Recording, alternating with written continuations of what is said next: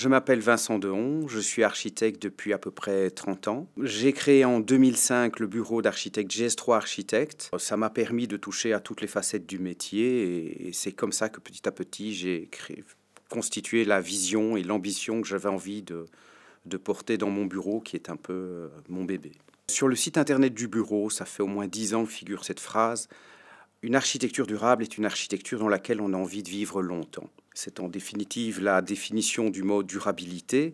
Ça veut dire que la durabilité, elle touche à différents aspects. Elle touche à l'aspect technique, à l'aspect environnemental évidemment, mais il faut aussi être bien dans l'immeuble et envie d'y rester. Il faut que le bâtiment fasse son job, c'est-à-dire qu'il a une fonction, il y a des techniques, un bâtiment c'est de plus en plus une machine, il doit répondre à des défis environnementaux. Il faut aussi que le bâtiment soit évolutif puisqu'il faut qu'il puisse accompagner les occupants sur une longue période. Et puis aussi, il faut que le bâtiment ou l'architecture emporte sa part d'âme, sa part d'art, parce qu'un bâtiment doit exister au-delà de ses murs. On a eu une petite mutation en début d'année, l'équipe a évolué et aujourd'hui, GS3 n'est plus seulement un bureau d'architecte, mais également un bureau pluridisciplinaire. Des partenaires associés ont rejoint l'équipe de GS3 qui ont des métiers différents, des bureaux d'études parallèles, complémentaires, que ce soit les études en stabilité, en technique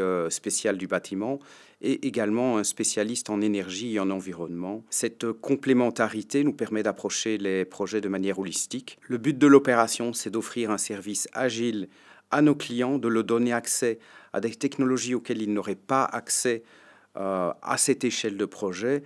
Et donc, pour finir, ça les rassure, ça leur amène de la sérénité dans le projet parce qu'ils peuvent avoir accès aux ressources personnelles, équipements à la pointe pour faire des projets vraiment les plus innovants possibles sans devoir se ruiner et souscrire des contrats avec 42 bureaux d'études qu'ils vont avoir difficiles à maîtriser et qui surtout vont avoir difficile à s'entendre.